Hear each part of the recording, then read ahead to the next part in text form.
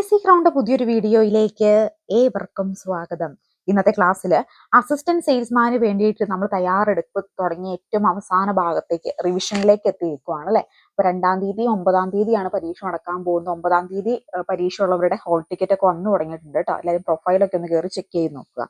അപ്പോൾ അസിസ്റ്റന്റ് സെയിൽസ്മാന് വേണ്ടിയിട്ട് അവസാന നിമിഷ തയ്യാറെടുപ്പുകളിലേക്ക് നമ്മളൊരു മാരത്തോൺ വീഡിയോസ് കുറച്ച് സെറ്റ് ചെയ്യുന്നുണ്ട്. അപ്പോൾ നമ്മൾ 2 രീതിയിലാണ് ഇനി അവസാന തയ്യാറെടുപ്പ് നടത്തുന്നത്. ഒന്ന് ഏറ്റവും പ്രധാനപ്പെട്ടുള്ള റിപ്പീറ്റഡ് ആയിട്ട് ചോദിക്കുന്ന ചോദ്യങ്ങളും അതിന്റെ പ്രധാനപ്പെട്ടിട്ടുള്ള എക്സ്പ്ലനേഷനും അതുമായി ബന്ധപ്പെട്ട് നിൽക്കുന്ന ഒരു സെക്ഷനും കൂടാതെ തന്നെ മോഡൽ പരീക്ഷകളുമായിരിക്കും നമ്മൾ ഇനി നടത്താൻ പോകുന്നത്.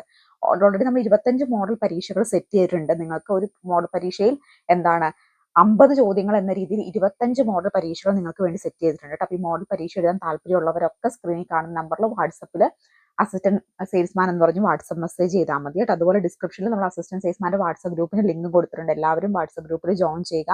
നമുക്ക് പുതിയൊരു ടെലിഗ്രാം ചാനൽ തുടങ്ങിയിട്ടുണ്ട്. ടെലിഗ്രാം ചാനൽ ലിങ്ക് ഡിസ്ക്രിപ്ഷനിൽ കൊടുത്തിട്ടുണ്ട് കേട്ടോ. വീഡിയോ ഒന്ന് ഇഷ്ടപ്പെടുവാണെങ്കിൽ ഒന്ന് ലൈക്ക് അടിക്കാൻ, ഒന്ന് കമന്റ് ചെയ്തുകൊണ്ട് നമ്മളെ ഒന്ന് സപ്പോർട്ട് ചെയ്യാൻ മറക്കല്ല കേട്ടോ. ആദ്യമായിട്ടാണ് ചാനൽ കാണുന്നതെങ്കിൽ ദയവ് ചെയ്തൊന്ന് സബ്സ്ക്രൈബ് ചെയ്തിട്ട് തുടർന്ന് വീഡിയോ കാണാനായിട്ട് എല്ലാവരും ഒന്ന് ശ്രമിക്കണേ.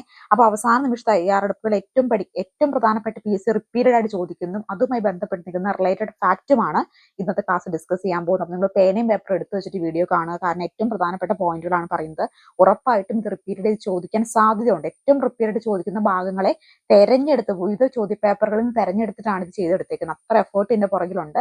അപ്പൊ ആ എഫേർട്ടിന് വേണ്ടി നിങ്ങൾ ഈ ചാനൽ ഒന്ന് സബ്സ്ക്രൈബ് ചെയ്ത് സപ്പോർട്ട് ചെയ്യുക. വീഡിയോക്ക് ലൈക്ക് അടിക്കാനും മറക്കരുത് കേട്ടോ. അപ്പൊ 25 മോഡൽ പരീക്ഷകൾ നിങ്ങൾക്ക് വേണ്ടി വെയിറ്റ് ചെയ്തിരുന്നു. നിങ്ങൾക്ക് ഏറ്റവും വീക്കർ പോയിന്റ് ഏതാണെന്ന് മനസ്സിലാക്കാനും എങ്ങനെയൊക്കെ ചോദ്യങ്ങൾ ചോദിക്കാം എന്നൊക്കെ അറിയാനും ഒക്കെ ആയിട്ട് എല്ലാ സിലബസിനും മുഴുവൻ കവർ ചെയ്തുകൊണ്ടാണ് 25 മോഡൽ എക്സാം തയ്യാറാക്കിയിട്ടുള്ളത്.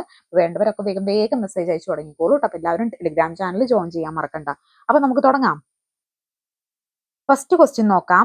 കേരളത്തിലെ ആദ്യ പൊതു തെരഞ്ഞെടുപ്പ് നടന്ന വർഷം. കേരളത്തിലെ ആദ്യ പൊതു തെരഞ്ഞെടുപ്പ് നടന്ന വർഷം. എന്നാൽ കേരളത്തിലെ ആദ്യത്തെ പൊതു തെരഞ്ഞെടുപ്പ് നടക്കുന്നേ നമുക്കറിയാം അല്ലെ. 1957 കേരളത്തിലെ ആദ്യത്തെ പൊതു തെരഞ്ഞെടുപ്പ് നടക്കുന്നത്. അപ്പൊ എന്തൊക്കെയാണ് ഈ 1957 പൊതു തെരഞ്ഞെടുപ്പുമായി ബന്ധപ്പെട്ട ഏറ്റവും പ്രധാനപ്പെട്ട കാര്യങ്ങൾ എന്ന് പറയുന്നത്? ഇന്ത്യയിൽ രാഷ്ട്രീയ പരീക്ഷണശാല എന്നറിയപ്പെടുന്ന ഏതാ സംസ്ഥാനമാ?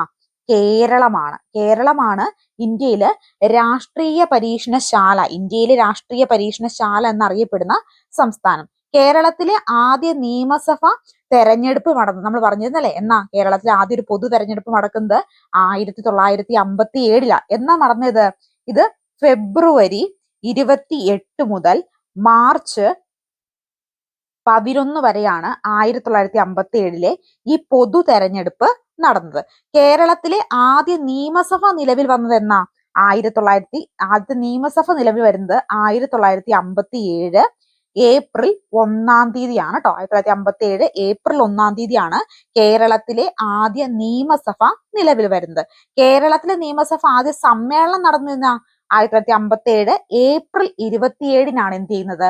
ആദ്യ സമ്മേളനം നടക്കുന്നത്. അപ്പൊ ആദ്യ സമ്മേളനം നടന്നെന്നാ 1957 ഏപ്രിൽ 27-നാണ് ആദ്യത്തെ സമ്മേളനം നടക്കുന്നത്. കേരളത്തിലെ ആദ്യ നിയമസഭാ മണ്ഡലങ്ങളുടെ എണ്ണം ചോദിക്കുവാണെങ്കിൽ ഇത് എത്രയാണ്? 114 കേട്ടോ. എത്രയാണ്? 114 കേരളത്തിലെ ആദ്യ നിയമസഭാ മണ്ഡലങ്ങളുടെ എണ്ണം എന്ന് പറയുന്നത്. അപ്പോ ഇന്ത്യയിൽ രാഷ്ട്രീയ പരീക്ഷണശാല എന്നറിയപ്പെടുന്നതാണ് കേരളം എന്ന് പറയുന്നത്. ഇപ്പൊ തന്നെ പഠിച്ചേ. കേരളത്തിലെ ആദ്യ നിയമസഭാ തെരഞ്ഞെടുപ്പ് നടന്നത് എന്നാ? 1957. എന്ന് മുതൽ എന്ന് വരെ?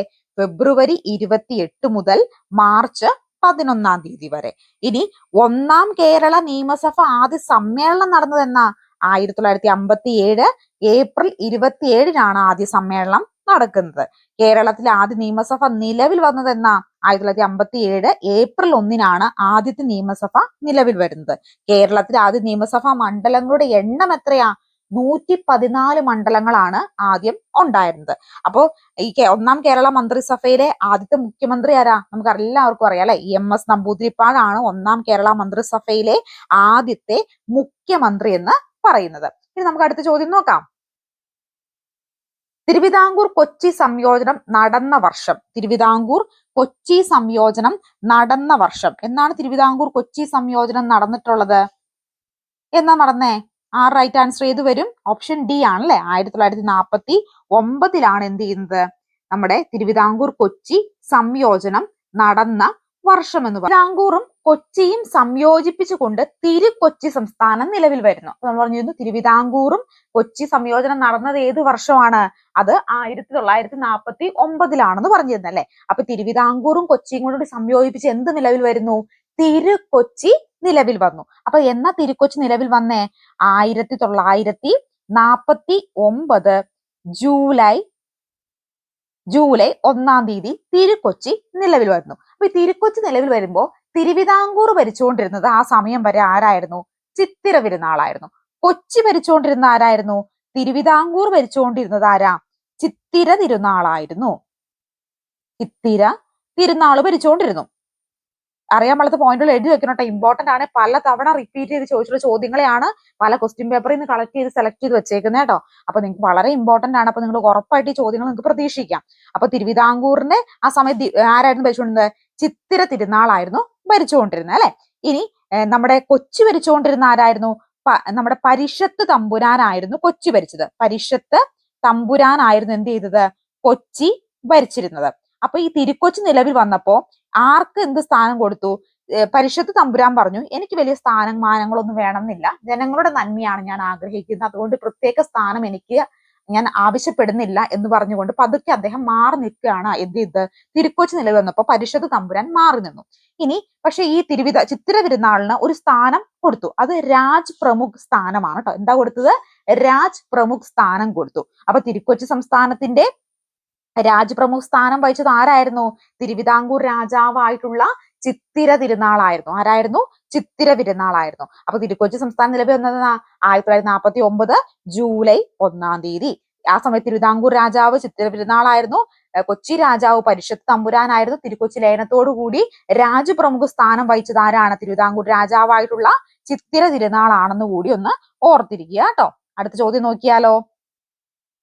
കേരളത്തിലെ രണ്ടാമത്തെ മുഖ്യമന്ത്രി. കേരളത്തിലെ രണ്ടാമത്തെ മുഖ്യമന്ത്രി ആരാണ്? കേരളത്തിലെ രണ്ടാമത്തെ മുഖ്യമന്ത്രി എന്ന് പറയുന്നത്. അപ്പൊ ആരാണ് കേരളത്തിലെ രണ്ടാമത്തെ മുഖ്യമന്ത്രി? ആദ്യത്തെ മുഖ്യമന്ത്രി നമ്മൾ പറഞ്ഞിരുന്നു ഒന്നാം കേരള മന്ത്രിസഭയുടെ മുഖ്യമന്ത്രി ആരായിരുന്നു? EMS നമ്പൂതിരിപ്പാടായിരുന്നു പറഞ്ഞല്ലേ. അപ്പൊ കേരളത്തിലെ രണ്ടാമത്തെ മുഖ്യമന്ത്രി ആരാ? ഒരു സംശയമില്ലാതെ നമുക്ക് പറയാം പട്ടം താണുപിള്ളയാണ്. പട്ടം താണുപിള്ളയാണ് രണ്ടാമത്തെ മുഖ്യമന്ത്രി എന്ന് പറയുന്നത്. അപ്പൊ പട്ടം താണുപിള്ളയുടെ പ്രത്യേകത എന്തൊക്കെയാ? 19-ാം നൂറ്റാണ്ടിൽ ജനിച്ചിട്ടുള്ള ആദ്യത്തെ മുഖ്യമന്ത്രി അല്ലെ. 19-ാം നൂറ്റാണ്ടിൽ ജനിച്ച ഏക കേരള മുഖ്യമന്ത്രി. ആദ്യത്തെ അല്ല കേട്ടോ. ഏക കേരള മുഖ്യമന്ത്രിയാണ് ആര്? നമ്മുടെ പട്ടം താണുപിള്ള. അദ്ദേഹം ജനിക്കുന്നത് 1885 ജൂലൈ 15 അദ്ദേഹം ജനിക്കുന്നത്.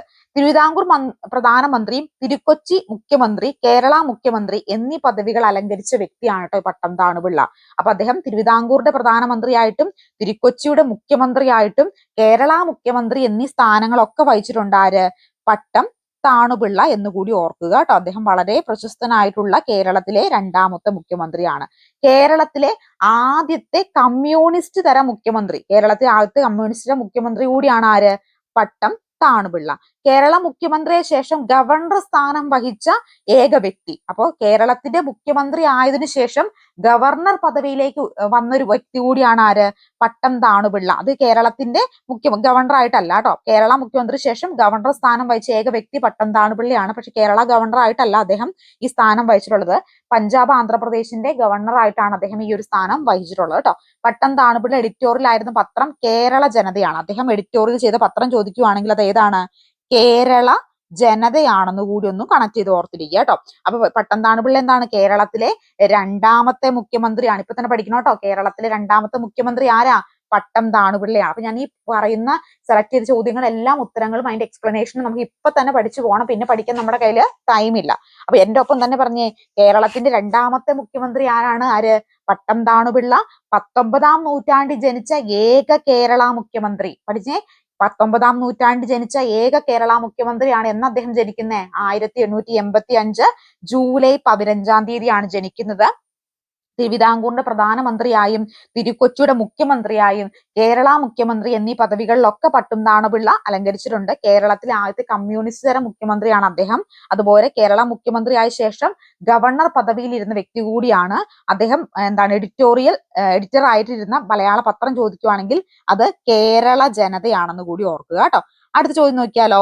1571 മുതൽ 1585 വരെ മുഗളന്മാരുടെ തലസ്ഥാനം. 1571 മുതൽ 1585 വരെ മുഗളന്മാരുടെ തലസ്ഥാനം എവിടെയായിരുന്നു? ഏതാ റൈറ്റ് ആൻസർ ആയിട്ട് വരുന്നേ? ഫത്തേപൂർ സിക്രി ആണ് അല്ലെ. ഫത്തേപൂർ സിക്രി ആയിരുന്നു 1571 മുതൽ 1585 വരെ മുഗളന്മാരുടെ തലസ്ഥാനം എന്ന് പറയുന്നത്. ഇനി ഈ ഫത്തേപൂർ സിക്രിയുടെ പ്രത്യേകതകൾ എന്തൊക്കെയാ? എന്തൊക്കെ പ്രത്യേകത ഉണ്ട് ഇതിന്? ഒന്ന്, അക്ബർ പണി കഴിപ്പിച്ച തലസ്ഥാനം. എന്താണ്? അക്ബർ പണി കഴിപ്പിച്ച തലസ്ഥാനമാണ് ഏത്? ഒന്നാമത്തെ പ്രത്യേകത എന്താ? അക്ബർ പണി കഴിപ്പിച്ച തലസ്ഥാനം അല്ലെ. അക്ബർ ആണ് എന്ത് ചെയ്ത് ഫത്തേപൂർ സിക്രി പണി കഴിപ്പിക്കുന്നത്. ഫത്തേപൂർ സിക്രി എവിടെ സ്ഥിതി ചെയ്യുന്നേ? ആഗ്രയിലാണ്. ആഗ്ര എവിടെയാ? ആഗ്ര ഉത്തർപ്രദേശിലാണ് അല്ലെ. ഉത്തർപ്രദേശിലാണ് ഈ ആഗ്ര സ്ഥിതി ചെയ്യുന്നത് എന്നുകൂടി ഓർക്കുക കേട്ടോ. അതുപോലെ തന്നെ ചെങ്കല്ലിലെ ഇതിഹാസം എന്ന് വിളിക്കപ്പെടുന്നു. ഫത്തേപൂർ സിക്രി എന്തെന്ന് വിളിക്കപ്പെടുന്നു?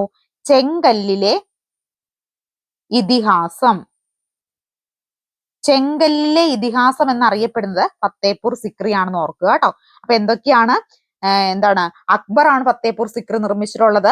ഫത്തേപൂർ സിക്രി സ്ഥിതി ചെയ്യുന്നത് എവിടെയാ? ഉത്തർപ്രദേശിലെ ആഗ്രയിലാണ്. ചെങ്കല്ലിലെ ഇതിഹാസം എന്നാണ് എന്തറിയപ്പെടുന്നത്? ഫത്തേപൂർ സിക്രി അറിയപ്പെടുന്നത് എന്നുകൂടി ഒന്ന് ഓർത്തിരിക്കുക കേട്ടോ. അപ്പൊ ഇത് വളരെ പ്രധാനപ്പെട്ടതാണ്, നിങ്ങൾ അത് ഓർത്തിരിക്കണം. നമുക്കിനി അടുത്ത ചോദ്യത്തിലേക്ക് കടന്നാലോ. ഇന്ത്യൻ ദേശീയതയുടെ പ്രവാചകൻ എന്നറിയപ്പെടുന്നത് ആര്? ഇന്ത്യൻ ദേശീയതയുടെ പ്രവാചകൻ എന്ന് അറിയപ്പെടുന്നത് ആര് എന്നാണ് ചോദിച്ചിരിക്കുന്നത്. അപ്പൊ ഇന്ത്യൻ ദേശീയതയുടെ പ്രവാചകൻ എന്നറിയപ്പെടുന്നത് ആരാ? റൈറ്റ് ആൻസർ ഏതാണ്? ഓപ്ഷൻ എ, രാജാറാം മോഹൻ റോയ് ആണ് എന്ത് ചെയ്യുന്നത്? ഇന്ത്യൻ ദേശീയതയുടെ പ്രവാചകൻ എന്ന് അറിയപ്പെടുന്നത്. അപ്പൊ രാജാറാം മോഹൻ റോയ് എന്ന് പറഞ്ഞ PSCക്ക് ഇഷ്ടപ്പെട്ട ഒരു ചോദ്യമാണ് അല്ലെ. അപ്പൊ എന്തൊക്കെയാണ് അദ്ദേഹത്തിന്റെ പ്രധാനപ്പെട്ട കാര്യങ്ങൾ നമുക്ക് നോക്കിയാലോ. എന്താണ്? ഇന്ത്യൻ നവോത്ഥാനത്തിന്റെ പിതാവ്. അദ്ദേഹം എന്തെന്നറിയപ്പെടുന്നു? അദ്ദേഹം എന്തെന്നറിയപ്പെടുന്നു? ഇന്ത്യൻ നവോത്ഥാനത്തിന്റെ പിതാവ്. ഇന്ത്യൻ നവോത്ഥാനത്തിന്റെ പിതാവ് എന്നറിയപ്പെടുന്നു അല്ലെ. ഇന്ത്യൻ നവോത്ഥാനത്തിന്റെ പിതാവ്. അതുപോലെ തന്നെ എന്തെന്നറിയപ്പെടുന്നു? ഇന്ത്യൻ സാമൂഹിക മതനവീകരണ പ്രസ്ഥാനത്തിന്റെ നായകൻ. ഇന്ത്യൻ സാമൂഹിക മതനവീകരണ പ്രസ്ഥാനത്തിന്റെ സ്ഥാപകൻ. ഇന്ത്യൻ ദേശീയ പത്രപ്രവർത്തനത്തിന്റെ സ്ഥാപകൻ. ഇന്ത്യൻ ദേശീയ പത്രപ്രവർത്തനത്തിന്റെ സ്ഥാപകൻ എന്നും ഹിന്ദു മുസ്ലിം മിശ്ര സംസ്കാരത്തിന്റെ സന്താനമെന്നും, ഹിന്ദു മുസ്ലിം മിശ്ര സംസ്കാരത്തിന്റെ സന്താനമെന്നും, ജാതി സമ്പ്രദായമാണ് ഇന്ത്യക്കാർക്കിടയിലെ അനൈക്യത്തിന്റെ ഉറവിടം എന്നൊക്കെ വിശ്വസിച്ച വ്യക്തിയാണ് ആര്? രാജാറാം മോഹൻ റോയ് എന്ന് പറയുന്നത് അല്ലെ. അതുപോലെ തന്നെ സതി സമ്പ്രദായത്തിനെതിരെ നിയമം പാസാക്കാനായിട്ട് വില്യം ബെന്റിക് പ്രഭുവിനെ പ്രേരിപ്പിച്ചത് ആരാണ്? രാജാറാം മോഹൻ റോയ് ആണ്. അപ്പൊ കേരള നവോത്ഥാനത്തിന്റെ പിതാവ് എന്നറിയപ്പെടുന്ന ശ്രീനാരായണ ഗുരു എന്നതുപോലെ ഇന്ത്യൻ നവോത്ഥാനത്തിന്റെ പിതാവാണ് ആര്? രാജാറാം മോഹൻ റായ്. അതുപോലെ ഇന്ത്യൻ സാമൂഹിക മത നവീകരണ പ്രസ്ഥാനത്തിന്റെ നായകനും, ഇന്ത്യൻ ദേശീയ പത്രപ്രവർത്തകത്തിന്റെ നായകനും, ഹിന്ദു മുസ്ലിം മിശ്ര സംസ്കാരത്തിന്റെ സന്താനം എന്നറിയപ്പെടുന്നതും ഒക്കെ അദ്ദേഹമാണ്. അതുപോലെ തന്നെ സതി സമ്പ്രദായം നിർത്തലാക്കാൻ വേണ്ടി വില്യം ബെന്റിക്കിനെ പ്രേരിപ്പിച്ചതും അതുപോലെ തന്നെ രാജാറാം മോഹൻ റോയ് ആണ്. അതുപോലെ തന്നെ അദ്ദേഹത്തെ 1830 അദ്ദേഹം എന്ത് ചെയ്തു? 1830 ഇന്ത്യയിലെ ആദ്യത്തെ മിഷണറി സ്കൂൾ സ്ഥാപിച്ചു. എന്താണ്? 1830 അദ്ദേഹം ഇന്ത്യയിലെ ആദ്യത്തെ മിഷണറി സ്കൂൾ സ്ഥാപിച്ചു. 1822 ഇന്ത്യയിലെ ആദ്യ ഇംഗ്ലീഷ് സ്കൂളായ ആംഗ്ലോ ഹിന്ദു സ്കൂള് കൽക്കട്ടയിൽ സ്ഥാപിച്ചു. 1822 ഇന്ത്യയിലെ ആദ്യ ഇംഗ്ലീഷ് സ്കൂളായ ആംഗ്ലോ ഹിന്ദു സ്കൂള് അദ്ദേഹം കൽക്കട്ടയിൽ സ്ഥാപിക്കുകയുണ്ടായി. 1823 പത്രസ്വാതന്ത്ര്യ നിയന്ത്രണ നിയമത്തിനെതിരായി പോരാടിയ നവോത്ഥാന നായകൻ. പത്രസ്വാതന്ത്ര്യ നിയന്ത്രണ നിയമത്തിനെതിരായി പോരാടിയിട്ടുള്ള നവോത്ഥാന നായകൻ ആരാ? അത് നമ്മുടെ രാജാറാം മോഹൻ റോയ് ആണ്. രാജാറാം മോഹൻ റോയെ കുറിച്ച് സ്റ്റേറ്റ്മെന്റ് ചോദിക്കാൻ വളരെ സാധ്യതയുള്ള ചോദ്യമാണ് കേട്ടോ. സ്റ്റേറ്റ്മെന്റ് ചോദിക്കുമ്പോൾ അദ്ദേഹത്തെ കുറിച്ചുള്ള എല്ലാ പോയിന്റും നമ്മൾ അറിഞ്ഞിരിക്കണം. അപ്പൊ 1822 എന്താ ചെയ്തേ? ഇന്ത്യയിലെ ആദ്യ ഇംഗ്ലീഷ് സ്കൂളായ ആംഗ്ലോ ഹിന്ദു സ്കൂള് എവിടെ ആരംഭിച്ചു? കൽക്കട്ടയില് ആരംഭിച്ചു. 1823 പത്രസ്വാതന്ത്ര്യ നിയന്ത്രണ നിയമത്തിനെതിരെ പോരാടിയ നവോത്ഥാന നായകൻ. അതായത് നമുക്കറിയാം പണ്ട് കാലങ്ങളിൽ ബ്രിട്ടീഷ് ഭരണത്തില് ഉണ്ടായിരുന്ന സമയത്ത് ഈ ഒരു നമ്മുടെ പത്ര നിയമങ്ങൾ വളരെ കർശനമായിട്ട് ബ്രിട്ടീഷുകാർ കൊണ്ടുവന്നിരുന്നു. കാരണം എന്താ?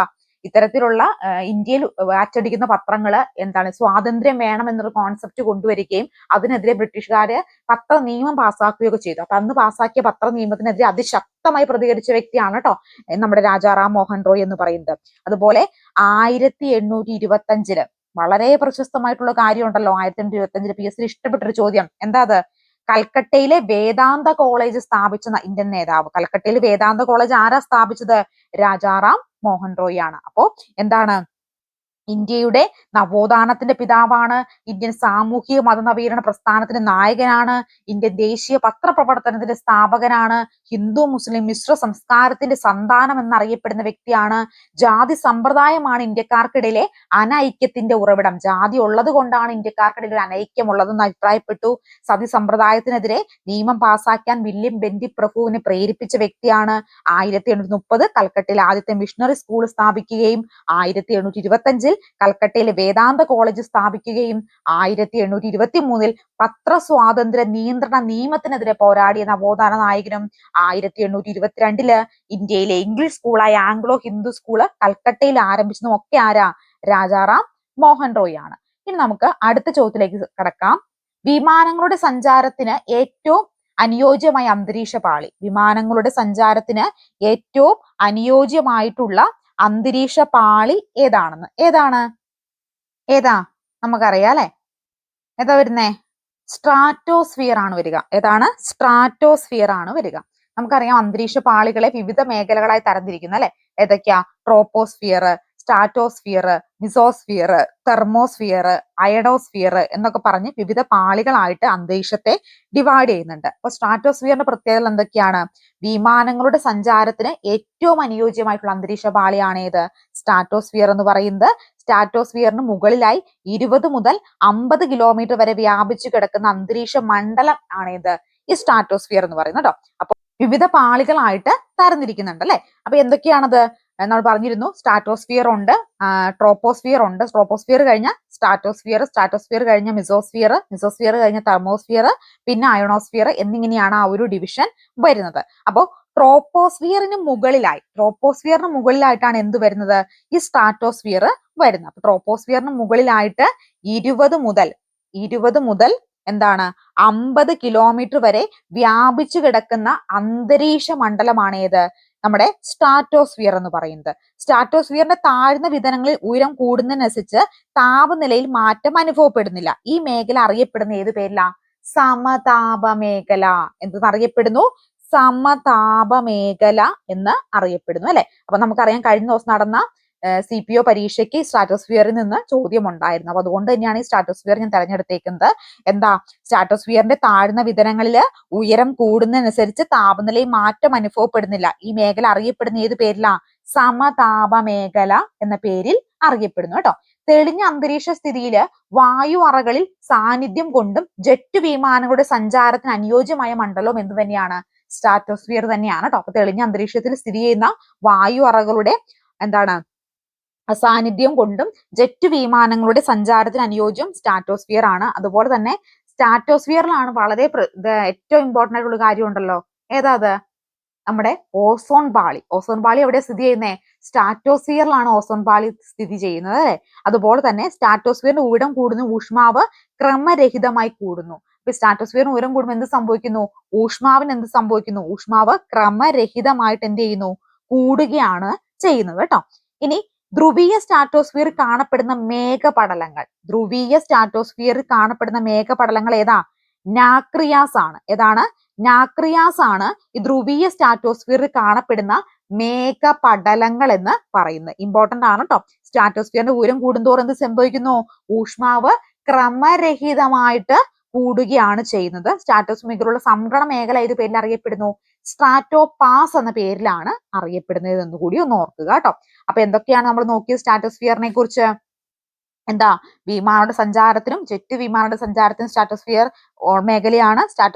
ട്രോപ്പോസ്ഫിയറിന് മുകളിൽ എന്താ 20 മുതൽ 50 കിലോമീറ്റർ വരെയാണ് എന്ത് വ്യാപിച്ചു കിടക്കുന്നത്? സ്ട്രാറ്റോസ്ഫിയർ വ്യാപിച്ചു കിടക്കുന്നത്.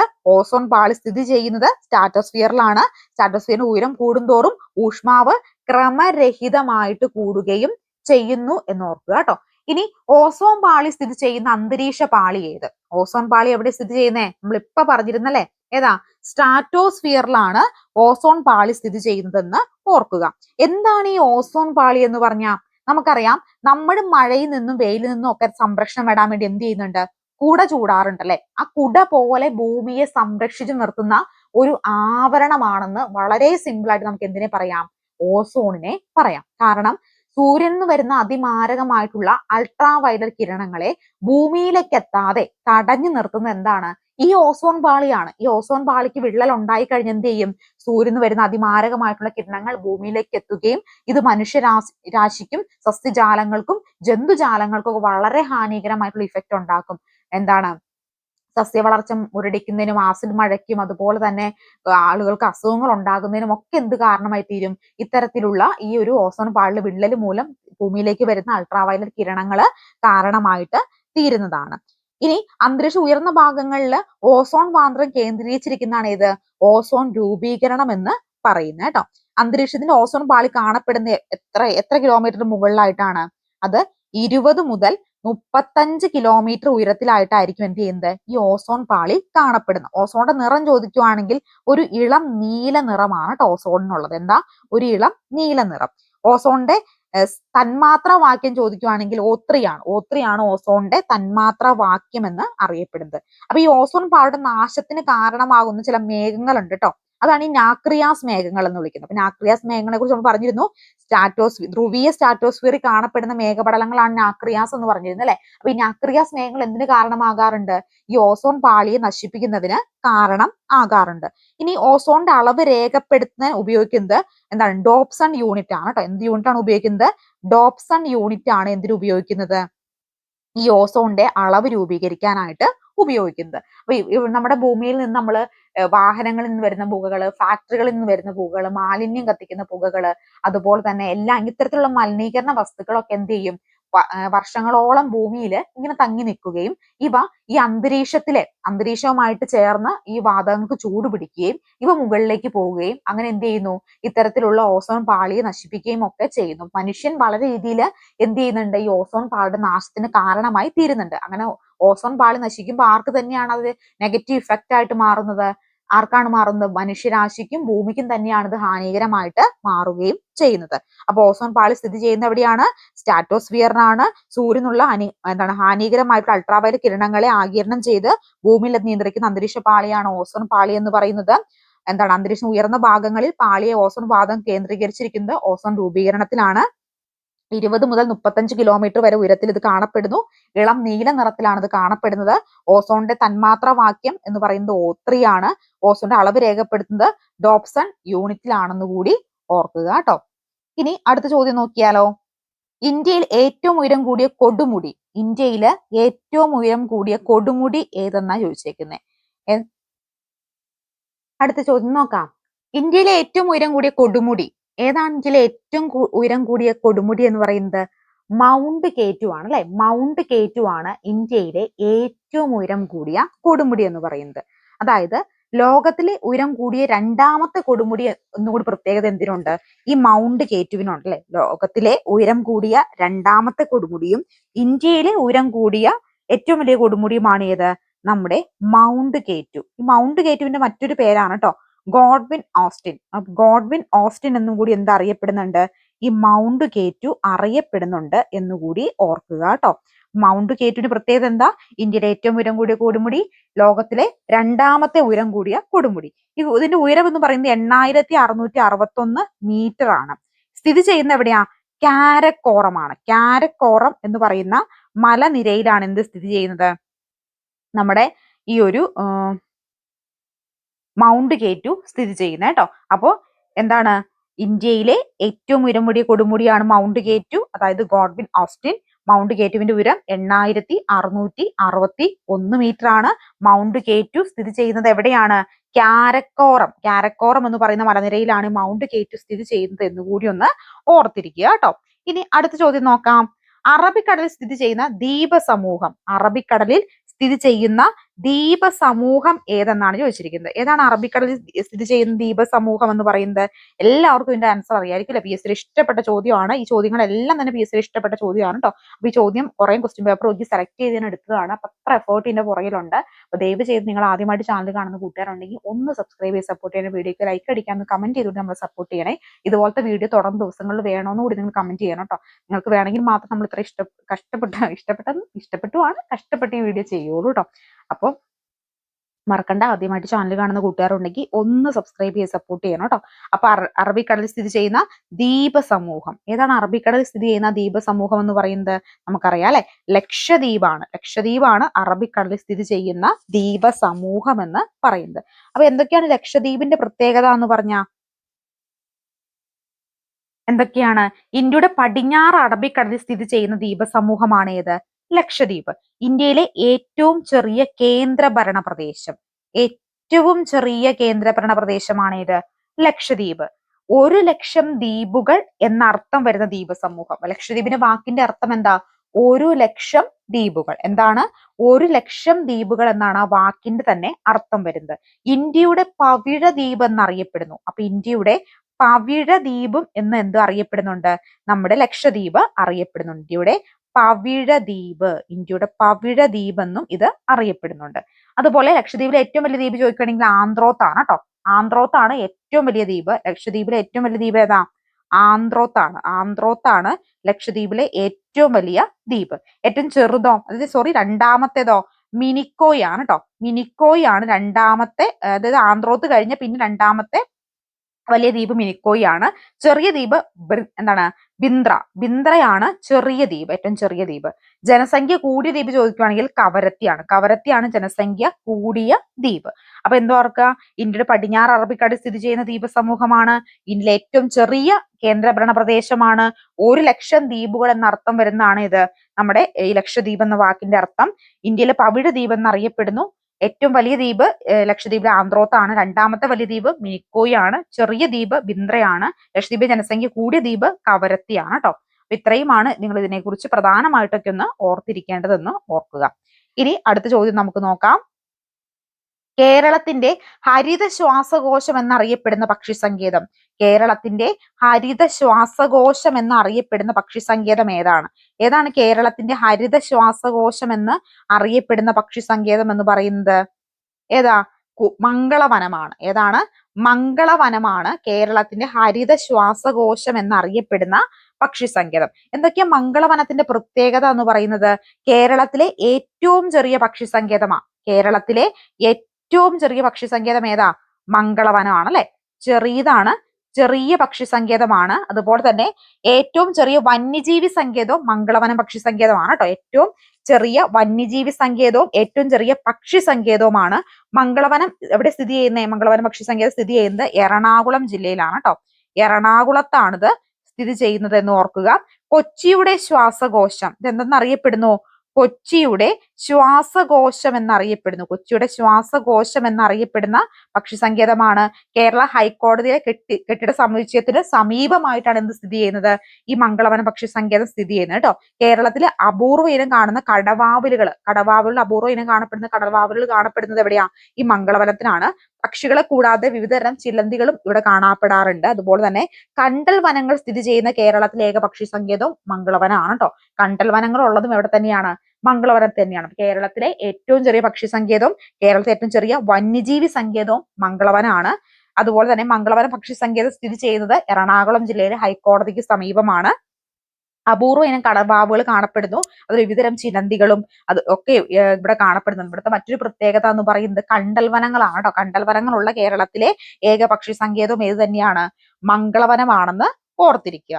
ഇനി അടുത്ത ചോദ്യം, ഇന്ത്യൻ ഭരണഘടനാ ശില്പി എന്നറിയപ്പെടുന്നത് ആരെയാണ്? ഇന്ത്യൻ ഭരണഘടനാ ശില്പി എന്നറിയപ്പെടുന്ന ആരെയാണ് ഇന്ത്യൻ ഭരണഘടനാ ശില്പി എന്നറിയപ്പെടുന്നത്? ഡോക്ടർ BR അംബേദ്കറിനെയാണ് ഇന്ത്യൻ ഭരണഘടനാ ശില്പി എന്ന് അറിയപ്പെടുന്നത്. അപ്പൊ ഡോക്ടർ BR അംബേദ്കർ എന്ന് പറയുന്ന PSCയുടെ ഇഷ്ടപ്പെട്ട ഒരു ചോദ്യമാണ് അല്ലെ. അപ്പൊ അദ്ദേഹത്തെ കുറിച്ച് ഒരുപാട് കാര്യങ്ങൾ നമ്മൾ അറിഞ്ഞിരിക്കേണ്ടതുണ്ട്. എന്താണ്? ഇന്ത്യയുടെ ഭരണഘടനയുടെ ശില്പി, അതുപോലെ തന്നെ ഇന്ത്യയുടെ പിതാവ് എന്നൊക്കെ എന്തൊക്കെ അറിയപ്പെടുന്നുണ്ട്? ഇന്ത്യൻ ഭരണഘടനയുടെ ശില്പി എന്നും ഇന്ത്യൻ ഭരണഘടനയുടെ പിതാവ് എന്നും ആരറിയപ്പെടുന്നുണ്ട്? ഡോക്ടർ BR അംബേദ്കർ അറിയപ്പെടുന്നുണ്ട് കേട്ടോ. ആദ്യ നിയമമന്ത്രിയാണ്. സ്വതന്ത്ര ഇന്ത്യയിലെ ആദ്യ നിയമമന്ത്രി.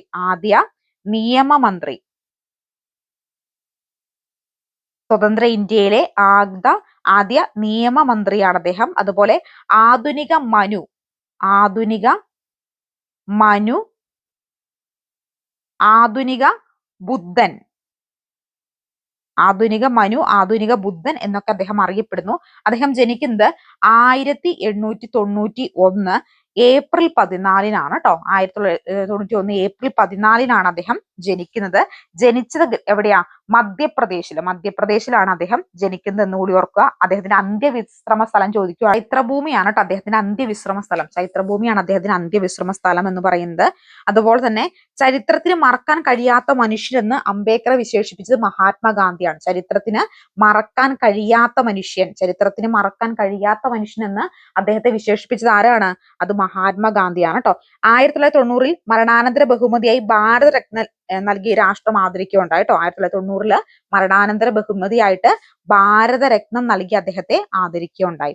അപ്പോ ഇന്ത്യൻ ഭരണഘടനയുടെ ശില്പി എന്നും ഇന്ത്യൻ ഭരണഘടനയുടെ പിതാവെന്നും അദ്ദേഹം അറിയപ്പെടുന്നു. സ്വതന്ത്ര ഇന്ത്യയുടെ ആദ്യ നിയമമന്ത്രിയാണ്. ആധുനിക മനു എന്നും ആധുനിക ബുദ്ധൻ എന്നും എന്നൊക്കെ അദ്ദേഹം അറിയപ്പെടുന്നു. അദ്ദേഹം ജനിക്കുന്നത് 1891 ഏപ്രിൽ 14 മധ്യപ്രദേശാണ്. ലണ്ടനിൽ നടന്ന 3 വട്ടമേശ സമ്മേളനങ്ങളിലും പങ്കെടുത്തിട്ടുള്ള ഇന്ത്യക്കാരിൽ ഒരാളാണ് അദ്ദേഹം. ലണ്ടനിൽ നടന്ന 3 വട്ടമേശ സമ്മേളനം പങ്കെടുത്ത ഇന്ത്യക്കാരനാണ് ആര്? നമ്മുടെ ഡോക്ടർ BR അംബേദ്കർ എന്ന് പറയുന്നത്. അതുപോലെ അദ്ദേഹത്തിന്റെ അന്ത്യവിശ്രമ സ്ഥലം ഏതാണ്? ചൈത്രഭൂമിയാണ്. അതുപോലെ ചരിത്രത്തിൽ മറക്കാൻ കഴിയാത്ത മനുഷ്യനെന്ന് മഹാത്മാഗാന്ധി വിശേഷിപ്പിച്ചത് ഡോക്ടർ BR അംബേദ്കറിനെയാണ്. അദ്ദേഹത്തിന്റെ മരണാനന്തര ബഹുമതിയായി ഭാരതരത്നം നൽകി രാഷ്ട്രം ആദരിക്കുകയും ചെയ്തിട്ടുണ്ട്.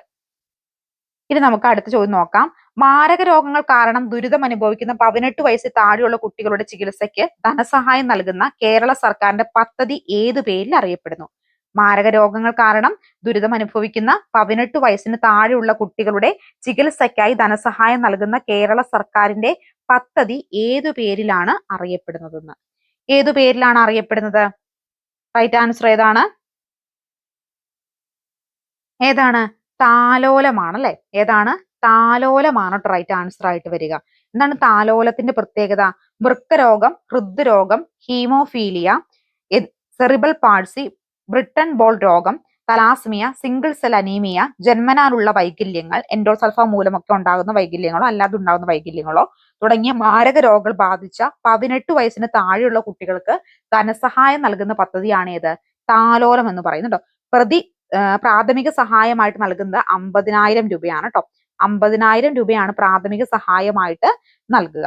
അപ്പോൾ എന്താണ് താലോലത്തിന്റെ പ്രത്യേകത? വൃക്കരോഗമോ, ഹൃദ്രോഗമോ, ഹീമോഫീലിയോ, സെറിബ്രൽ പാൾസിയോ, ബ്രിട്ടൻ ബോൾ രോഗമോ, തലാസമിയോ, സിക്കിൾ സെൽ അനീമിയോ, ജന്മനുള്ള വൈകല്യങ്ങളോ, എൻഡോസൾഫാൻ മൂലമുള്ള വൈകല്യങ്ങളോ ഒക്കെ തുടർന്നുള്ള കുട്ടികൾക്ക് 18 വയസ്സിന് താഴെയുള്ളവർക്ക് ധനസഹായം നൽകുന്ന പദ്ധതിയാണ്. 50,000 രൂപയാണ് പ്രാഥമിക ധനസഹായമായിട്ട്. പരമ്പരാഗത ഋതുക്കളെ അടിസ്ഥാനമാക്കി മെയ് ജൂൺ മാസങ്ങളിൽ കാണുന്ന കാലാവസ്ഥ. ഇന്ത്യയിൽ പരമ്പരാഗത ഋതുക്കളെ അടിസ്ഥാനമാക്കി മെയ് ജൂൺ മാസങ്ങളിൽ കാണുന്ന കാലാവസ്ഥ ഏതാണ്? നമുക്കറിയാം ഗ്രീഷ്മകാലമാണ് അല്ലെ? ഏതാണ്? ഗ്രീഷ്മകാലമാണ്. എന്താണ് ഗ്രീഷ്മകാലത്തിന്റെ പ്രത്യേകത എന്ന് പറയുന്നത്? ഗ്രീഷ്മകാലം എന്ന് പറയുന്നത് ഇന്ത്യയിലെ പരമ്പരാഗത ഋതുക്കളിൽ പെടുന്ന ഒരു കാലമാണ്. പരമ്പരാഗത ഋതുക്കൾ എന്ന് പറയുമ്പോൾ ഏതൊക്കെയാ? ശിശിരകാലം, വസന്തകാലം, ഗ്രീഷ്മകാലം, വർഷകാലം, ശരത്കാലം, ഹേമന്തകാലം എന്നൊക്കെ പറയുന്നതാണ് ഇന്ത്യയിലെ പരമ്പരാഗത ഋതുക്കൾ. പൊതുവെ ഋതുക്കളെ നമുക്ക് എത്ര തരംതിരിക്കാം? 4ആയിട്ട് തരംതിരിച്ചിട്ടുണ്ട്. പക്ഷെ ഇന്ത്യയിൽ അന്തരീക്ഷ സ്ഥിതിയിലെ മാറ്റങ്ങൾ അടിസ്ഥാനമാക്കി 6 വ്യത്യസ്ത ഋതുക്കളാണ് ഉള്ളത്. അപ്പൊ എത്ര വ്യത്യസ്ത ഋതുക്കളുണ്ട് ഇന്ത്യയിൽ? പ്രധാനമായിട്ടും 6 വ്യത്യസ്ത ഋതുക്കളുണ്ട്. പൊതുവെ ഋതുക്കൾ എന്ന് പറയുന്ന 4 ഉള്ളൂ. പക്ഷെ ഇന്ത്യയിലെ വ്യത്യസ്തമായിട്ടുള്ള കാലാവസ്ഥയെ അടിസ്ഥാനപ്പെടുത്തി 4 ഋതുക്കളായിട്ട് തരംതിരിച്ചിട്ടുണ്ട്. ഏതൊക്കെയാണത്? ഫസ്റ്റ് വൺ ഏതാ?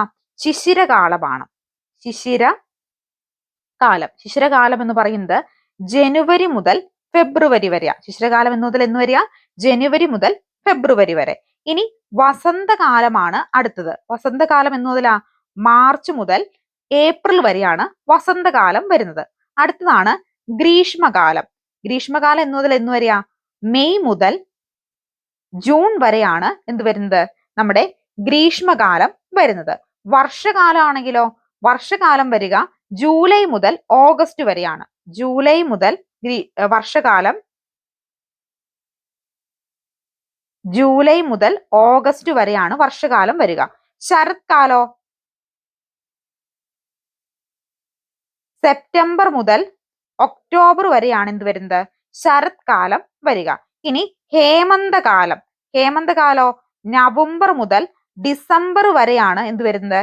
ഹേമന്തകാലം വരുന്നത് എന്ന് കൂടി ഓർക്കുക കേട്ടോ. അപ്പൊ ശിശിരകാലം ജനുവരി മുതൽ ഫെബ്രുവരി വരെ, വസന്തകാലം മാർച്ച് മുതൽ ഏപ്രിൽ വരെ, ഗ്രീഷ്മകാലം മെയ് മുതൽ ജൂൺ വരെ, വർഷകാലം ജൂലൈ മുതൽ ഓഗസ്റ്റ് വരെ, ശരത്കാലം സെപ്റ്റംബർ മുതൽ ഒക്ടോബർ വരെ, ഹേമന്തകാലം നവംബർ മുതൽ ഡിസംബർ വരെ. അപ്പൊ ഇന്ത്യയിൽ ശൈത്യകാലം അനുഭവപ്പെടുന്ന കാലയളവ് എന്ന് പറഞ്ഞ എത്രയാ? ഡിസംബർ മുതൽ ഫെബ്രുവരി വരെ എന്തായിരിക്കും ഇന്ത്യയില്? ശൈത്യകാലമായിരിക്കും അനുഭവപ്പെടുന്നത്. ഇന്ത്യയിൽ ഏറ്റവും കൂടുതൽ തണുപ്പ് അനുഭവപ്പെടുന്ന മാസം ഏതാ? ജനുവരിയിലാണ് ഏറ്റവും കൂടുതൽ തണുപ്പ് അനുഭവപ്പെടുന്നത്. ഏറ്റവും കൂടുതൽ ചൂട് അനുഭവപ്പെടുന്ന മാസമോ? അത് ഏപ്രിൽ ആയിരിക്കും ഏറ്റവും കൂടുതൽ ചൂട്. അടുത്ത ചോദ്യം, ഉപദ്വീപീയ ഇന്ത്യയിൽ കാണപ്പെടുന്ന നൈസർഗിക സസ്യജാലം ഏത്? ഉപദ്വീപീയ ഇന്ത്യയിൽ കാണപ്പെടുന്ന നൈസർഗിക സസ്യജാലം ഏത്? ഏതാ? ഇലപൊഴിയും കാടുകളാണ് അല്ലെ. ഇലപൊഴിയും കാടുകളാണ് ഉപദ്വീപീയ ഇന്ത്യയിൽ കാണപ്പെടുന്ന നൈസർഗിക സസ്യജാലം എന്ന് പറയുന്നത്. എന്താണ് ഈ ഉപദ്വീപീയ ഇന്ത്യയിൽ കാണപ്പെടുന്ന ഇലപൊഴിയും കാടുകളുടെ പ്രത്യേകത എന്ന് പറയുന്നത്? നമുക്ക് ആദ്യം ഇന്ത്യയിൽ വ്യാപകമായിട്ട് കാണപ്പെടുന്ന ഇത്തരത്തിലുള്ള കാലാവസ്ഥ മേഖലകളുടെ പൊതു സവിശേഷ അടിസ്ഥാനത്തിൽ ഇന്ത്യയിലെ വനങ്ങളെ നമുക്ക് പലതായിട്ട് തരംതിരിക്കാം കേട്ടോ. ഒന്ന് ഉഷ്ണമേഖല നിത്യഹരിത വനങ്ങളും അതുപോലെ അർദ്ധ നിത്യഹരിത വനങ്ങളും. ഉഷ്ണമേഖല നിത്യഹരിത വനങ്ങളും അർദ്ധ നിത്യഹരിത വനങ്ങളും. മറ്റൊന്ന് ഉഷ്ണമേഖല ഇലപൊഴിയും വനങ്ങൾ. മറ്റൊന്ന് ഉഷ്ണമേഖല മുൾക്കാടുകളും പർവ്വതങ്ങള് കടലോര ചതുപ്പ് വനങ്ങളൊക്കെ ആയിട്ട് നമുക്ക് വിവിധ രീതിയിൽ ഇന്ത്യയിലെ വനങ്ങളെ ഡിവൈഡ് ചെയ്ത് വെക്കാം. അതിൽ മഴ കുറഞ്ഞ പ്രദേശങ്ങളിൽ കാണപ്പെടുന്നതാണ് ഏത്? അർദ്ധ നിത്യഹരിത വനങ്ങള്. അപ്പൊ അർദ്ധ നിത്യഹരിത വനങ്ങൾ എവിടെയാ കാണപ്പെടുന്നേ? മഴ കുറഞ്ഞ പ്രദേശങ്ങളിലാണ് അർദ്ധ നിത്യഹരിത വനങ്ങള് കാണപ്പെടുന്നതെന്ന് ഓർക്കുക കേട്ടോ. എന്താണ് ഇന്ത്യയിലെ ഏറ്റവും വ്യാപകമായി കാണപ്പെടുന്ന വനങ്ങൾ ഏതാ? അത് ഉഷ്ണമേഖല ഇലപൊഴിയും വനങ്ങളാണ്. ഇന്ത്യയിൽ വ്യാപകമായിട്ട് കാണപ്പെടുന്നത് ഉഷ്ണമേഖല ഇലപൊഴിയും വനങ്ങളാണ് വ്യാപകമായിട്ട് ഇന്ത്യയിൽ കൂടുതലായിട്ട് കാണപ്പെടുന്നത്. അടുത്തത്, ഇന്ത്യയിലെ ഉഷ്ണകാലം ഏത്? ഇന്ത്യയിലെ ഉഷ്ണകാലം ഏത് എന്ന് ചോദിച്ചേക്കുന്നത്. ഏതാണ് ഇന്ത്യയിലെ ഉഷ്ണകാലം എന്ന് പറയുന്നത്? ഏതാ റൈറ്റ് ആൻസർ ആയിട്ട് വരിക? മാർച്ച് ടു മെയ് ആണ് ഇന്ത്യയിലെ ഉഷ്ണകാലമായിട്ട് വരുന്നത് അല്ലെ. അപ്പൊ ഇന്ത്യയിൽ വിവിധ കാലങ്ങളുണ്ടെന്ന് നമുക്കറിയാം. മാർച്ച് മുതൽ മെയ് വരെയാണ്. ഇതിനകത്ത് എന്താണ് ഇന്ത്യയിൽ വേനൽക്കാലം എന്ന് അനുഭവപ്പെടുന്ന എങ്ങനെയാ? സൂര്യന്റെ ഉത്തരായന കാലത്താ. എപ്പോഴാണ്? സൂര്യന്റെ ഉത്തരായന കാലത്താണ് എന്ത് അനുഭവപ്പെടുന്നത്? ഇന്ത്യയിൽ ഇത്തരത്തിലുള്ള ഈ വേനൽക്കാലം അനുഭവപ്പെടുന്നത്. ഇന്ത്യയിൽ ഉഷ്ണകാലം അനുഭവപ്പെടുന്ന എപ്പോ മുതലാ? മാർച്ച് മുതൽ മെയ് വരെ. മാർച്ച് മുതൽ മെയ് വരെയാണ് എന്ത് ചെയ്യുന്നത്? ഇന്ത്യയിൽ ഉഷ്ണകാലം അനുഭവപ്പെടുന്നത്. അത് ഏറ്റവും കൂടുതൽ ചൂട് കൂടുതൽ ഏത് മാസമായിരിക്കും? ഏപ്രിൽ മാസത്തിലാണ് ഇന്ത്യയിൽ ഏറ്റവും കൂടുതൽ ചൂട് അനുഭവപ്പെടുന്നത് അല്ലെ. അതുപോലെ ഉഷ്ണകാലത്ത് ഇന്ത്യ വീശുന്ന പ്രാദേശിക വാദങ്ങൾ ചോദിക്കുകയാണെങ്കിൽ അത് ഏതൊക്കെയാണ്? ഒന്ന് mango shower, cherry blossom, norwester ഒക്കെയാണ് ഈ ഒരു ഉഷ്ണമേഖല സമയത്ത് ഈ ഒരു ഇന്ത്യയിൽ വീശുന്ന പ്രധാനപ്പെട്ട പ്രാദേശിക വാദങ്ങൾ എന്ന് പറയുന്നത്. ഇന്ത്യയിലെ ഏറ്റവും വരണ്ട പ്രദേശം ഏതാ? PSC എപ്പോഴും ചോദിക്കാറുണ്ട് ഇതിലെ ഏറ്റവും വരണ്ട പ്രദേശം ഏതാ? ജയ്സാൽമീർ ആണ് കേട്ടോ. ജയ്സാൽമീർ എവിടെയാ? രാജസ്ഥാനിലെ ജയ്സാൽമീർ ആണ് ഏറ്റവും വരണ്ട പ്രദേശം. അപ്പൊ ഇന്ത്യയിലെ വേനൽക്കാലം അനുഭവപ്പെടുന്നത് സൂര്യന്റെ ഉത്തരായന കാലത്താണ്. ഇന്ത്യ ഉഷ്ണകാലം അനുഭവപ്പെടുന്ന മാസം മാർച്ച് മുതൽ മെയ് വരെയാണ്. ഏറ്റവും കൂടുതൽ ചൂട് അനുഭവപ്പെടുന്നത് ഏപ്രിൽ മാസത്തിലാണ്. ഇന്ത്യ വീശുന്ന ഉഷ്ണമേഖല വീശുന്ന പ്രാദേശിക വാദങ്ങൾ എന്ന് പറഞ്ഞാൽ ഏതൊക്കെയാ? Mango shower, cherry blossom, norwester ആണ്. ഇന്ത്യയിൽ ഏറ്റവും കൂടുതൽ വരണ്ട പ്രദേശം നമ്മുടെ രാജസ്ഥാനിലെ ജയ്സാൽമീർ ആണെന്ന് കൂടി ഒന്ന് ഓർത്തിരുന്നേരെ കേട്ടോ. അടുത്ത ചോദ്യം നോക്കിയാലോ. ഇന്ത്യയിൽ ഏറ്റവും കൂടുതൽ മഴ ലഭിക്കുന്നത് ഏത് മൺസൂണിൽ നിന്നാണ്? ഇന്ത്യയിൽ ഏറ്റവും കൂടുതൽ മഴ ലഭിക്കുന്നത് ഏത് മൺസൂണിൽ നിന്നാണെന്ന്. ഏത് മൺസൂണിൽ നിന്നാണ് ഇന്ത്യയിൽ ഏറ്റവും കൂടുതൽ മഴ ലഭിക്കുന്നത്? നമുക്കറിയാം തെക്കു പടിഞ്ഞാറൻ മൺസൂൺ ആണ് അല്ലെ. തെക്കു പടിഞ്ഞാറൻ മൺസൂണിൽ നിന്നാണ് ഇന്ത്യയിൽ ഏറ്റവും കൂടുതൽ മഴ ലഭിക്കുന്നത്. അപ്പൊ തെക്കു പടിഞ്ഞാറൻ മൺസൂൺ എന്ന് പറയുമ്പോൾ എന്താണ് തെക്കു പടിഞ്ഞാറൻ മൺസൂണിന്റെ പ്രത്യേകത? ഇന്ത്യയിൽ ഏറ്റവും കൂടുതൽ മഴ ലഭിക്കുന്നത് തെക്കു പടിഞ്ഞാറൻ ഈ ഒരു മൺസൂണിൽ നിന്നാണ് അല്ലെ. ഏറ്റവും കൂടുതൽ മഴ ലഭിക്കുന്ന പ്രദേശം ഏതാ? എപ്പോഴും PSC ചോദിക്കാറുണ്ട്. ഏതാ അത്? നമ്മുടെ മേഘാലയയിലെ മൗണ്ട് സിറമിലാണ് ഏറ്റവും കൂടുതൽ മഴ ലഭിക്കുന്നത്. അപ്പൊ ഇന്ത്യയിൽ ഏറ്റവും കൂടുതൽ മഴ ലഭിക്കുന്നത് എവിടെയാ? നമ്മുടെ മേഘാലയയിലെ മൗണ്ട് സിറമിലാണ് ഏറ്റവും കൂടുതൽ മഴ ലഭിക്കുന്നത് അല്ലെ. ഇനി ഏറ്റവും കുറവ് ലഭിക്കുന്നത് എവിടെയാ? ലേയിലാണ്. ലേയിലാണ് ഏറ്റവും കുറവ് ലഭിക്കുന്നത്. ലേ എവിടെയാ? ലഡാക്കിലെ ലേയിലാണ് കേട്ടോ. കേരള തെക്കു പടിഞ്ഞാറ് മൺസൂൺ ഏത് പേരിൽ അറിയപ്പെടുന്നത്? ഇടവപ്പാതി. ഏത് പേരിലാണ് അറിയപ്പെടുന്നത്? ഇടവപ്പാതി എന്ന പേരിലാണ് തെക്കു പടിഞ്ഞാറൻ മൺസൂൺ കേരളത്തിൽ അറിയപ്പെടുന്നത് കേട്ടോ. അപ്പൊ ഈ തെക്കു പടിഞ്ഞാറൻ മൺസൂൺ അറിയപ്പെടുന്ന മറ്റു പേരുകൾ ചോദിക്കുകയാണെങ്കിൽ ഒന്ന് ഇടവപ്പാതി എന്നും കാലവർഷം എന്നും വർഷകാലം എന്നും മൺസൂണിന്റെ ആരംഭം എന്നൊക്കെ പെടാറുണ്ട് തെക്കു പടിഞ്ഞാറൻ മൺസൂൺ അറിയപ്പെടാറുണ്ട്. അപ്പൊ ഇതിൽ ഏറ്റവും കൂടുതൽ മഴ ലഭിക്കുന്നത് തെക്കു പടിഞ്ഞാറൻ മൺസൂൺ കാലത്താണ്. ഏറ്റവും കൂടുതൽ മഴ പെയ്യുന്നത് മേഘാലയയിലെ മൗൺസിറമിലാണ്. ഇന്ത്യയിലെ ഏറ്റവും കുറവ് മഴ ലഭിക്കുന്നത് ലഡാക്കിലെ ലേയിലാണ്. തെക്കു പടിഞ്ഞാറൻ മൺസൂൺ മഴ അറിയപ്പെടുന്നത് ഇടവപ്പാതി എന്നാണ്. ഇന്ത്യയിലെ ഈ തെക്കു പടിഞ്ഞാറൻ മൺസൂൺ ഏതൊക്കെ പേരിൽ അറിയപ്പെടുന്നുണ്ട്? ഈ കേരളത്തിൽ ഇടവപ്പാതി എന്ന പേരിൽ അറിയപ്പെടുന്നുണ്ട്. ഇന്ത്യയിൽ അത് കൂടാതെ കാലവർഷം എന്നും വർഷകാലം എന്നും മൺസൂണിന്റെ ആരംഭം എന്നൊക്കെ അറിയപ്പെടാറുണ്ട്. അടുത്ത ചോദ്യം ചോദിക്കാം. കേരളത്തിലെ എത്ര മുനിസിപ്പൽ കോർപ്പറേഷനുകൾ ഉണ്ട്? ഇത് PSC എപ്പോഴും ചോദിക്കുന്നതാണ്. കേരളത്തിൽ എത്ര മുനിസിപ്പൽ കോർപ്പറേഷനുകൾ ഉണ്ടെന്ന്. കേരളത്തിൽ എത്ര മുനിസിപ്പൽ കോർപ്പറേഷനുകൾ ഉണ്ട് പ്രധാനമായിട്ടും? 7 റൈറ്റ് ആൻസർ ഏതാണ്? ഓപ്ഷൻ ഡി ആണല്ലേ, 6 കേരളത്തിൽ മുനിസിപ്പൽ കോർപ്പറേഷനുകളുടെ എണ്ണം എന്ന് പറയുന്നത് 6. കേരളത്തിൽ ആകെ ഗ്രാമപഞ്ചായത്തുകളുടെ എണ്ണോ? എത്ര ഗ്രാമപഞ്ചായത്തുകളുണ്ട് കേരളത്തില്? 941 ഗ്രാമപഞ്ചായത്തുകളും കേരളത്തിലുണ്ട്. അപ്പൊ അങ്ങനെയാണെങ്കിൽ കേരളത്തിലെ ഈ കണക്കുകൾ നമുക്കൊന്ന് പരിശോധിച്ചാലോ? കേരളത്തിലെ ജില്ലകൾ, എത്ര ജില്ലയാണ് കേരളത്തിനുള്ളത്? 14 ജില്ല. ജില്ലാ പഞ്ചായത്തോ? ജില്ലാ പഞ്ചായത്തും 14. ബ്ലോക്ക് പഞ്ചായത്തോ? ബ്ലോക്ക് പഞ്ചായത്ത് എത്രയുണ്ട്? ബ്ലോക്ക് പഞ്ചായത്ത് എന്ന് പറയുന്നത് 152. ഗ്രാമപഞ്ചായത്ത് 941 ഗ്രാമപഞ്ചായത്താണുള്ളത്. റവന്യൂ ഡിവിഷൻ എത്രയാ? എത്ര വരും റവന്യൂ ഡിവിഷൻ? 27 റവന്യൂ ഡിവിഷനാണ് വരിക. 27 റവന്യൂ ഡിവിഷൻ വരും. ഇനി എന്താണ് റവന്യൂ വില്ലേജ് ചോദിക്കുവാണെങ്കിലോ അത് 1666 റവന്യൂ വില്ലേജുകളാണ് വരിക. താലൂക്കുകളോ? താലൂക്കുകൾ 78, കോർപ്പറേഷൻ 6, നഗരസഭകൾ, അതായത് നഗരസഭ എന്ന് പറഞ്ഞാൽ എന്താ? മുനിസിപ്പാലിറ്റി ആണ് കേട്ടോ. 87 മുനിസിപ്പാലിറ്റി അല്ലെങ്കിൽ നഗരസഭ. നിയമസഭാ മണ്ഡലങ്ങൾ 140 നിയമസഭാ മണ്ഡലങ്ങളാണ് വരുന്നത്. ഈ നിയമസഭയിലെ പട്ടികജാതി സംവരണ മണ്ഡലങ്ങളോ അത് 14. പട്ടികജാതി സംവരണ മണ്ഡലങ്ങള് 14. നിയമസഭ പട്ടികവർഗ സംവരണ മണ്ഡലങ്ങളോ അത് 2. ഇനി ലോകസഭാ സംവരണ മണ്ഡലങ്ങളോ അതും 2. ലോകസഭാ സംവരണ മണ്ഡലങ്ങൾ ഏതൊക്കെയാ? ആലത്തൂറും മാവേലിക്കരയാണ് കേട്ടോ. ആലത്തൂറും മാവേലിക്കരയാണ്. ഇനി രാജ്യസഭാ സീറ്റുകളോ? രാജ്യസഭാ സീറ്റുകൾ 9 വരുന്നത്. ലോകസഭാ മണ്ഡലങ്ങളോ?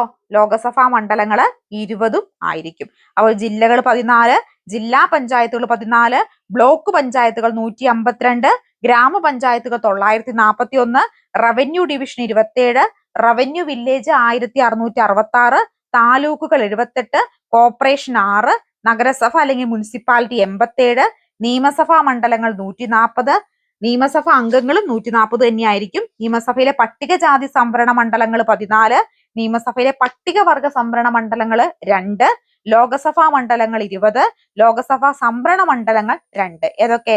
ആലത്തൂരും മാവേലിക്കരയും. രാജ്യസഭാ സീറ്റുകൾ എത്രയാ? 9 രാജ്യസഭാ സീറ്റുകളും ഉണ്ടായിരിക്കും. അപ്പൊ നമ്മൾ ഇന്നത്തെ ക്ലാസ്സിൽ കുറച്ച് തെരഞ്ഞെടുത്ത ചോദ്യങ്ങൾ, ഏറ്റവും കൂടുതൽ റിപ്പീറ്റഡ് ആയിട്ട് അസിസ്റ്റന്റ് സെയിൽസ്മാനൊക്കെ ചോദിക്കാൻ സാധ്യതയുള്ള സിലബസ് അടിസ്ഥാനത്തിലുള്ള കുറച്ച് റിപ്പീറ്റഡ് ചോദ്യങ്ങളും അതിന്റെ അടിസ്ഥാന വിവരങ്ങളുമാണ് നമ്മൾ ഇന്നത്തെ ക്ലാസ്സിൽ പഠിച്ചത്. ഇതുപോലത്തെ ക്ലാസ് വേണമെന്നുണ്ടെങ്കിൽ കമന്റ് ചെയ്താൽ മതി കേട്ടോ. നമ്മൾ കണ്ടിന്യൂ ചെയ്യുന്നതായിരിക്കും. ആദ്യമായിട്ടാണ് ചാനൽ കാണുന്നത് സബ്സ്ക്രൈബ് ചെയ്ത് സപ്പോർട്ട് ചെയ്യുക. അസിസ്റ്റന്റ് സെയിൽസ്മാന്റെ വാട്സ്ആപ്പ് ഗ്രൂപ്പ് ഉണ്ട്. ഗ്രൂപ്പിൽ എല്ലാവരും ജോയിൻ ചെയ്യുക. അതുപോലെ തന്നെ നിങ്ങൾക്ക് മോക്ക് ടെസ്റ്റ് സീരീസ് പ്രാക്ടീസ് ചെയ്യാൻ താല്പര്യമുള്ളവര് സ്ക്രീനിൽ കാണുന്ന നമ്പറിൽ വാട്സ്ആപ്പ് മെസ്സേജ് ചെയ്താൽ മതി. അടുത്തൊരു വീഡിയോയുമായി കാണാം. Thank you so much.